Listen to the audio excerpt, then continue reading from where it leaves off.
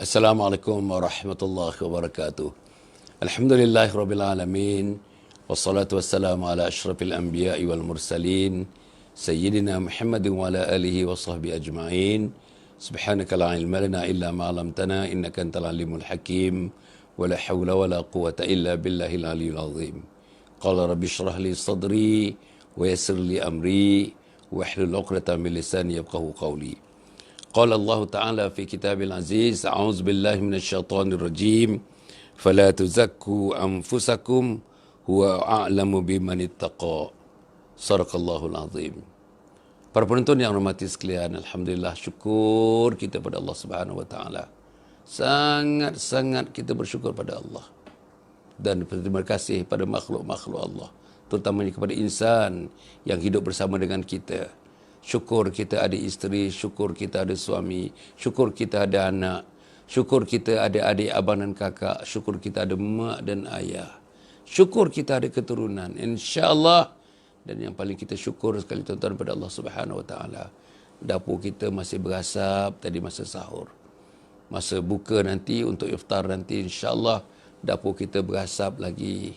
Dan lebih-lebihan daripada kita beli juadah-juadah di luar di sana, alhamdulillah. Tuan-tuan, tak ramai orang yang dapur berasap, tak ramai orang dapat membeli apa yang nak diinginkan oleh mereka, tak ramai orang dapat menginginkan satu-satu bentuk makanan, satu-satu bentuk sajian, tapi tidak dapat sampai ke tempat mereka, tak dapat sampai ke tangan mereka, tak sampai dapat dihulurkan ke tekak mereka, adalah kerana batasan-batasan tertentu dalam hidup mereka. Tak ramai orang yang boleh berpusing sekarang ni macam saya, macam saudara-saudara. Tak ramai orang yang bangun tidur tadi, tuan-tuan, terus bangun tidur, bertahajud sebentar, kemudian itu kita berdoa kepada Allah.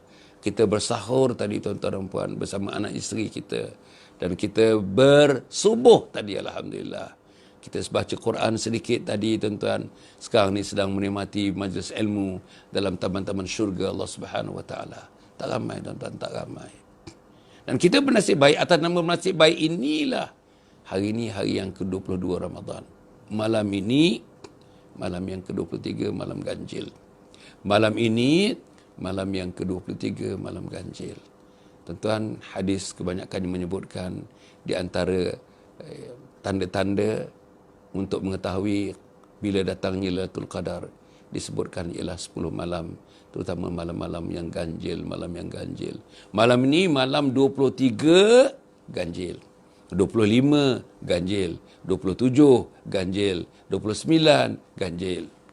Tapi pula ulama mengatakan dan hadis juga mengatakan tak semestinya ganjil. Yang even pun malam 22, malam 24, malam 26, malam 28, malam 30, tuan-tuan dan puan, itu adalah juga memberikan possibility berlakunya Lailatul Qadar. Hanya Allah yang mengetahui. Kita hanya mengusahakan, tuan-tuan, kita mengusahakan. Sebab itu, di hujung-hujung Ramadan ni, 10 malam yang terakhir, usahakan yang terbaik, yang terbaik, yang terbaik, yang terbaik. Tuan-tuan, masukkan energi-energi baru. Mula daripada 10 hari bulan, 21 hari bulan, 22 hari bulan, 23 hari bulan. Energi baru, tuan-tuan. New form of energy. Suntik dalam diri kita.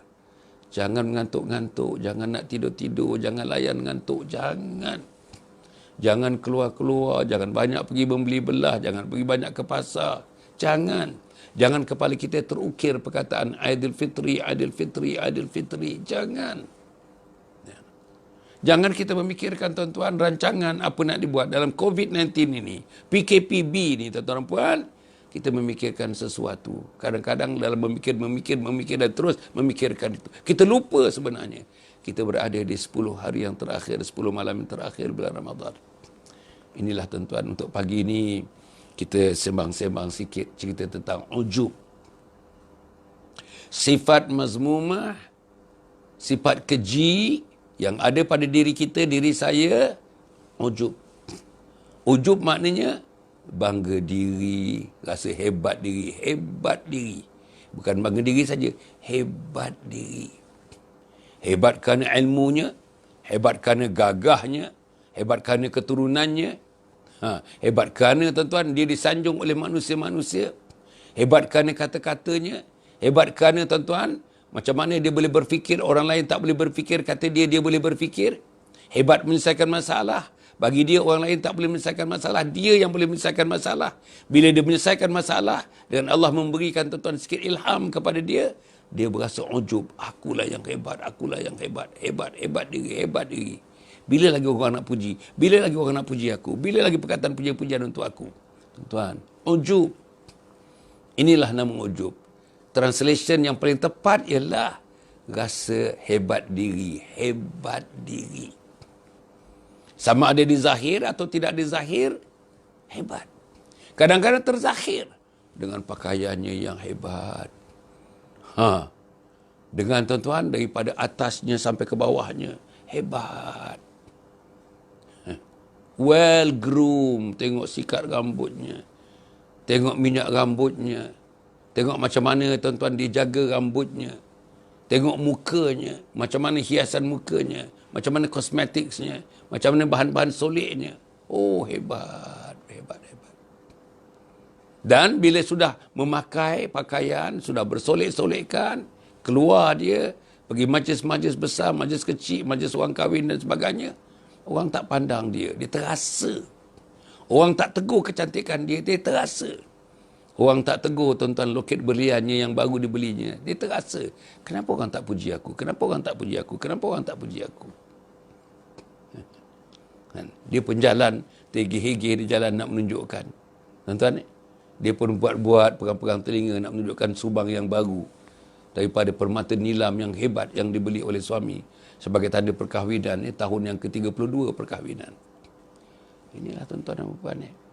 Ujub. Ujub maknanya tuan-tuan, mujub lagi satu, nak bangga diri. Besar diri. Hebat. Tapi yang rasanya translation yang paling hampir ialah rasa diri hebat. Rasa. Betul tak betul itu soal lain, tapi rasa diri hebat. Aku kahwin dengan orang yang ada nama, aku pun sama-sama, tuan-tuan, mendapat nama. Aku kahwin dengan orang yang berpangkat, aku pun rasa-rasa macam berpangkat. Tuan-tuan ingat tak, kadang-kadang orang selalu kata, kalau misalnya isterinya, suaminya tuan-tuan inspektor, suaminya inspektor. Oh, isterinya lebih daripada tuan-tuan, lebih daripada, oh, lebih 3-4 kali ganda daripada inspektor yang atas. Penguasa yang tinggi-tinggi itu suami dia, tuan-tuan. 3-4 paku sini ni. Kalau isteri dia, tuan-tuan, suami dia captain dia suami dia. Tapi isteri dia dah colonel, tuan-tuan. Isteri dia dah colonel dah. Suami dia tak apa. Tak ada rasa apa pun. Tapi dia yang menentukan suaminya. Baguslah. Pakaian suaminya daripada atas sampai ke bawah. Hari ni hari tentera, tuan-tuan dan puan. Aku nak tengok suami aku yang paling baik. Suami aku paling smart. Suami aku supaya dipuji oleh orang. Hebat suami aku, smart suami aku. Kerana isterinya smart. Kerana aku smart. Dan kita dibalik aja. Suami kita balik, yang pertama kita tanya, macam mana bang tadi? Macam mana? Apa orang kata tentang abang punya pakaian yang baru tu? Apa orang kata tentang abang yang baru naik pangkat tu? Itu tuan-tuan, itu berasanya. Terasa bila dia ada jawatan, terasa bila dia ada pangkat, Datuk ke, Datuk Seri ke, Tan Seri ke, Tun ke. Tuan, kalau orang tak sebut dia, tuan-tuan, kalau tak sebut, dalam majlis tak sebut, tak betul sebut, dia ada Datuk Seri, sebut Datuk aja. Tuan-tuan bergoncang. Dadanya bergoncang, jantungnya bergoncang. Something has not gone right. Tak bergoncang sebab tak sebut Seri. Datuk aja tak sebut Seri. Ada bezanya. Datuk dengan Datuk Seri itu ada beza. Saudara, ujub rasa hebat. Hebat aku ni, aku rasa aku hebat. Sama ada, saya akan sebut tadi, sama ada hebat itu real atau tidak real, soalannya lain. Tetapi terasa diri dia hebat. Terasa diri orang puja dan puji dia. Terasa diri orang muliakan dia. Terasa diri orang terima cadangan dia. Terasa dia, tuan-tuan, cadangan dia yang terbaik. Aku yang terbaik. Aku yang paling terpelajar. Aku yang the most qualified. Aku yang belajar di luar negara. Jadi saudara, ujub ni, Masya Allah. Kalau ada, tuan-tuan, tapi ujub ni, tuan-tuan, ialah dia tidak banyak fizikal, tak berapa nampak sangat. Tapi ujub ni function hati sangat. Hati. Sebab itu, tuan-tuan dan puan, apa akibat daripada ujub? Akibat daripada ujub ni boleh jadi merana. Merana kita. Orang tak sebut kita, kita tak seronok, akhirnya merana. Suami tak puji kita, kita tak seronok, akhirnya merana dalam rumah tangga. Kan anak kita yang kita didik, semuanya anak kita berjaya belaka. Bila orang nak sebut anak aku? Bila orang nak sebut anak aku? Anak aku dapat PT3, tuan, the best in the school, number 1 dekat sekolah dia. Daripada 4 kelas, anak aku nombor 1. Disebut-sebut, naik ke pentas, anak aku yang pertama sekali. Bila orang nak sebut nama anak aku? Bila orang nak tanya anak aku ni? Bila orang nak tanya anak aku dapat berapa A? Bila orang nak tanya? Itu dia. Ujub, tuan-tuan dan puan. Kenapa orang tak tanya aku? Kenapa pemberita tak tanya aku? Aku mak dia, aku yang didik dia. Sekolah punya didikan lain, di rumah punya didikan. Disiplin rumah. Yang aku, suami aku pun tidak. Aku yang menentukannya. Kenapa pemberita tak datang jumpa aku? Ujub. Ini ujub. Tuan-tuan dan puan yang mati sekalian ya. Kita ambil orang kampung lah. Suami kita kaki pancing, tuan-tuan. Biasanya dia balik tidak menyedihkan lah. Ada je pancingannya, tuan-tuan, baiklah. Baik dibandingkan orang lain. Pasal dia ada skills. Skills membuangkan pancing. Skills menarik. Skill taruh umpan. Skill dia tahu lobok mana.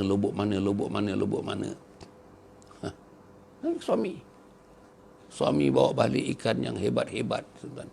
Ikan hebat-hebat. Yang boleh 1 ekor, 2 kilo tu mencecah sampai ratusan ringgit. Di kampung dia hebat. Dalam kehebatan itu, tuan-tuan dan puan, kenapa orang tak ceritakan aku? Aku pergi majlis kahwin tadi, ya. Suami aku dapat ikan yang paling hebat. Dia sekor, RM270. Jual RM270. Tapi orang tak sebut pun dalam majlis kahwin tadi. Aku makan tadi sidangan dengan orang. 7 orang dalam satu hidang. Dalam satu meja, dekat meja atas meja.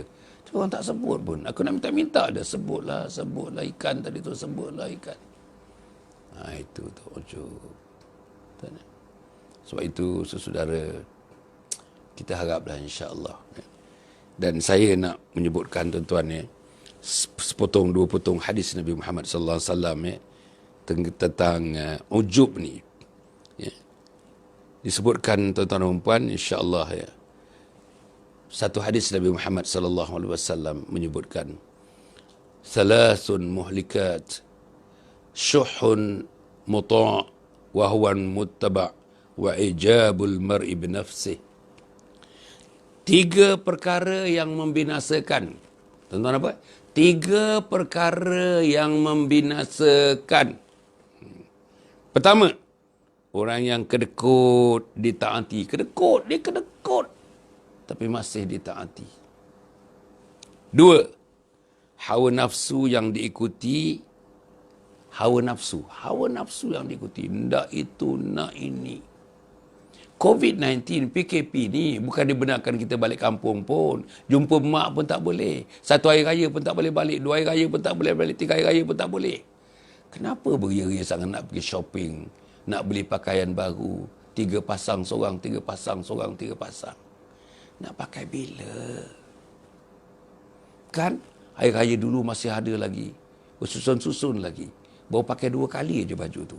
Sekali pakai hari raya, sekali pagi pakai pergi rumah pengantin. Kenapa nak tambah lagi? Suami kita kesian, suami kita ni. Dalam keadaan, tuan-tuan dan puan, gajinya dipotong. Dalam keadaan overtime-nya dah tak ada. Daripada biasa kita dapat, sekarang ni tinggal 60%.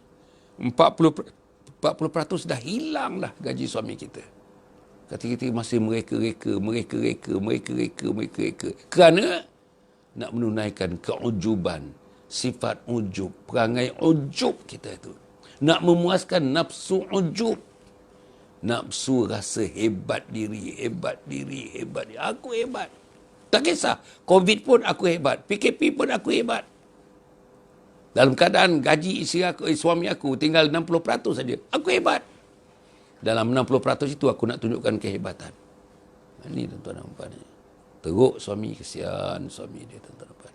Okey. Kemudian tuan-tuan dan puan, seorang yang menyesali dosanya, maka ia menanti rahmat Allah. Sedang seorang yang merasa ujub, maka ia menanti murka Allah. Saya bacakan tuan-tuan dan puan. Seseorang yang menyesali dosanya, dia bertaubat. Ya ayyuhallazina amanu tubu ila Allahi taubatan nasuha. Wahai orang yang beriman, bersegeralah kamu bertaubat. Ni, taubat ni. Seorang yang menyesali dosanya, maka ia menanti rahmat Allah. Menyedari dosanya, bertaubat, rahmat Allah akan turun. Lepas tu, sedang seseorang yang merasa ujub, seseorang yang merasa hebat diri, ujub, apa dia?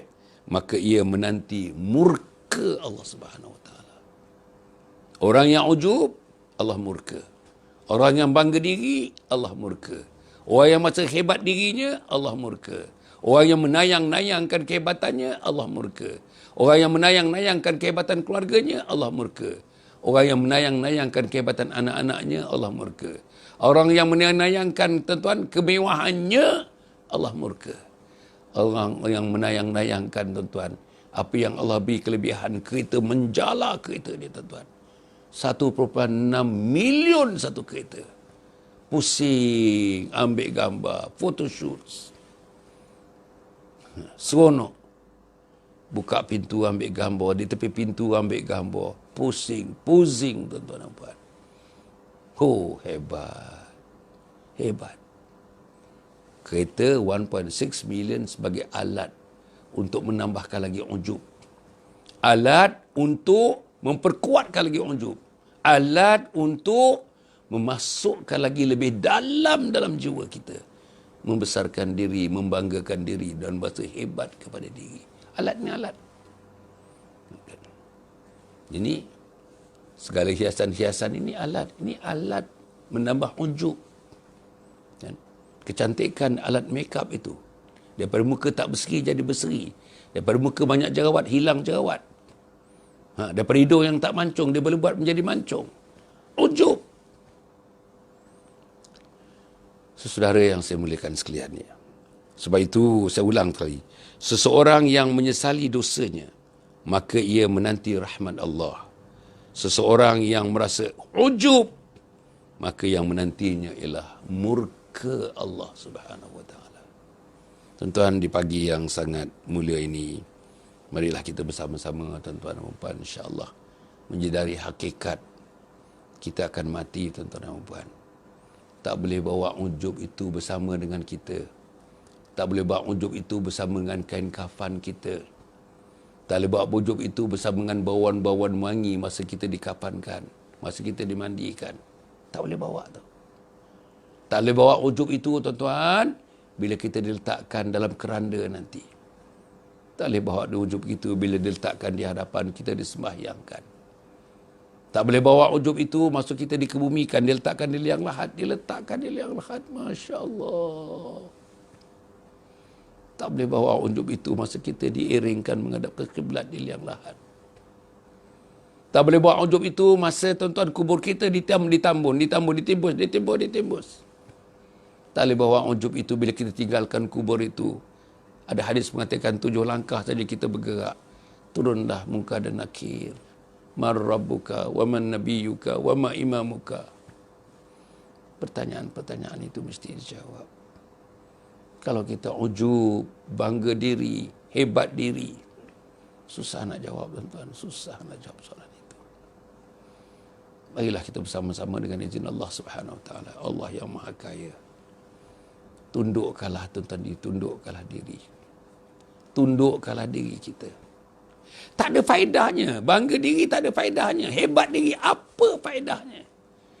Hanya faedahnya ialah nak memuaskan sikit jentikan kehendak nafsu kita.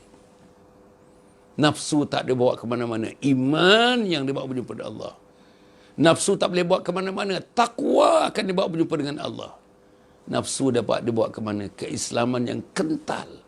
Itulah dia tuan-tuan yang dibawa untuk bertemu dengan Allah Subhanahu Wa Taala.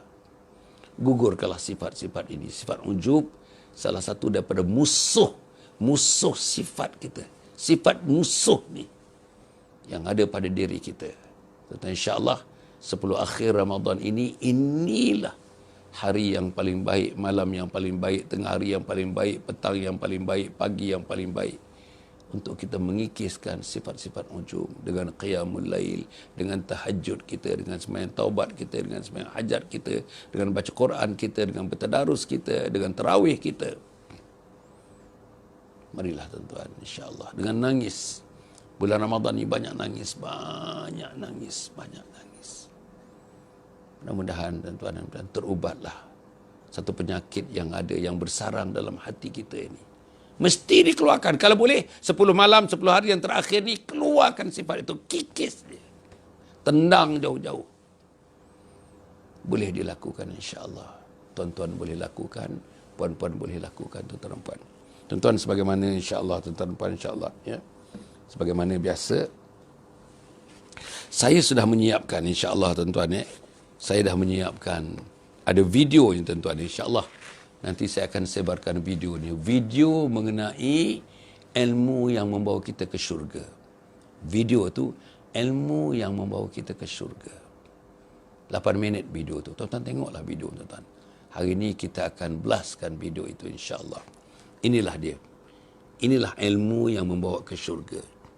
Inilah butiran-butiran ilmu yang membawa kita ke syurga ni. Tuan-tuan, ni tuan-tuan insya-Allah. Ni dia. Ini buku yang ke-41. Apa dia?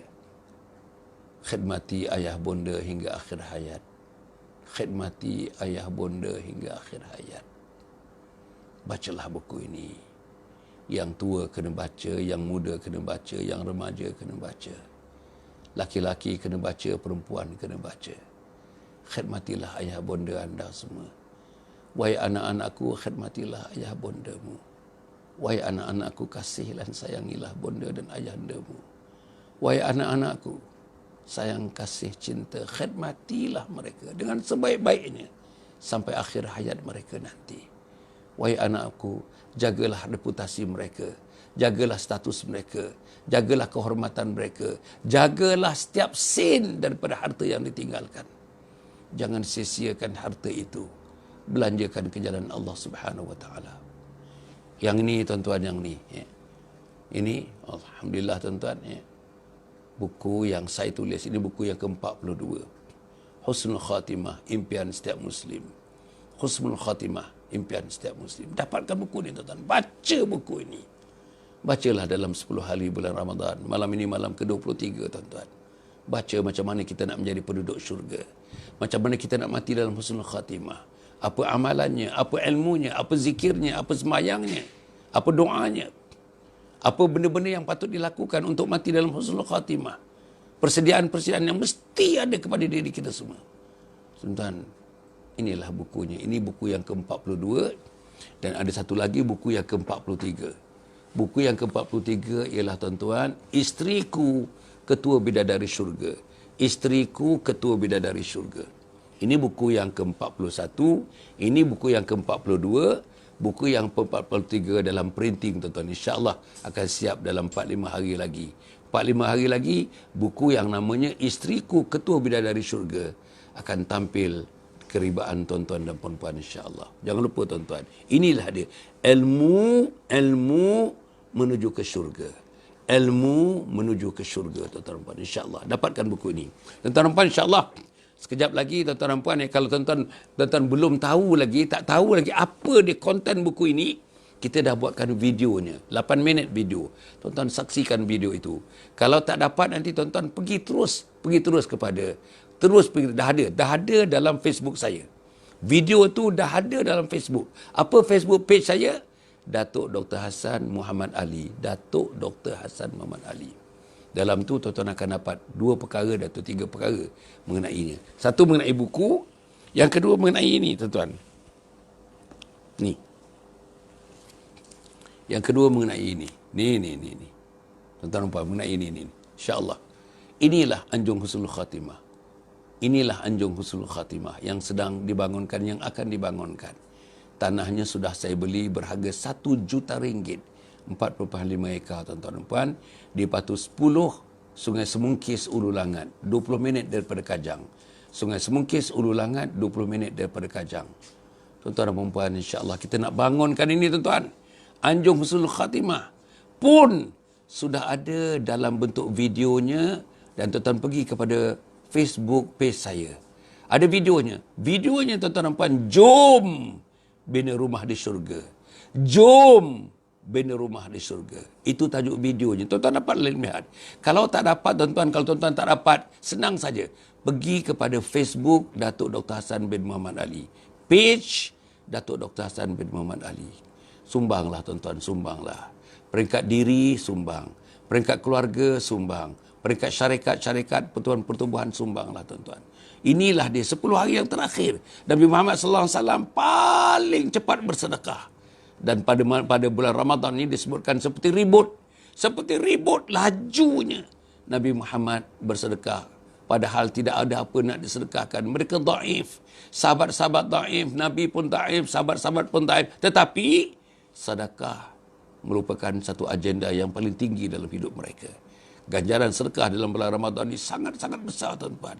Gandaannya ada 700 kali ganda tetap 1 sennya. Gandaannya ada katakan 700,000 kali ganda tetap 1 sennya. Mendermalah, tuan-tuan, insya-Allah. Yang ini non-profit making. Yang ini usaha ini seluruhnya daripada awal hingga akhirnya tidak menyasarkan 1 sen pun keuntungan. Dilakukan secara voluntary, dilakukan secara usaha sama di antara Yayasan Sabha dengan Perbadanan Wakaf Selangor. Yayasan Sabha dengan Perbadanan Wakaf Selangor, Perbadanan Wakaf Selangor milik Majlis Agama Islam Selangor atau MAIS. Jadi tuan-tuan dan puan, insya-Allah jangan khawatir, tetap 1 sen akan dijaga dengan penuh keamanan untuk membangunkan 12 juta ringgit. Harga 12 juta ringgit, tanah 1 juta ringgit, 13 juta ringgit pembangunan ini. Dan insya-Allah orang-orang miskin nanti yang datang ni free, tuan-tuan, tak payah bayar apa-apalah. Dia ikut program bermodul 3 hari 2 malam, 3 hari 2 malam, 3 hari 2 malam. Tuan-tuan boleh dapatkan nanti. Tuan-tuan hubungi, tuan-tuan. 013-628-3985. 013-628-3985. 013-628-3985. Nampak, dek? Nampak tak nombor dia? 013-628-3985. Hubungi Puan Suraya. Tuan-tuan, dia ada soal jawab. Dia ada soal jawab mengenai anjung husnul khatimah. Tuan-tuan bacalah, tuan-tuan. Soalan dan jawapan. Tuan-tuan, supaya jangan keliru, tuan-tuan. Tuan-tuan akan dapat detailnya apa yang kita nak buat. Apa faedahnya kita buatkan institusi ini. Apa faedahnya kita buatkan bangunan kompleks ini. Apa faedahnya kepada tuan-tuan yang hidup dan yang akan mati bertemu dengan Allah Subhanahu Wa Taala. Inilah universiti rakyat, inilah college rakyat, inilah workshop rakyat untuk kita mati dalam husnul khatimah. Persediaan untuk mati dalam husnul khatimah.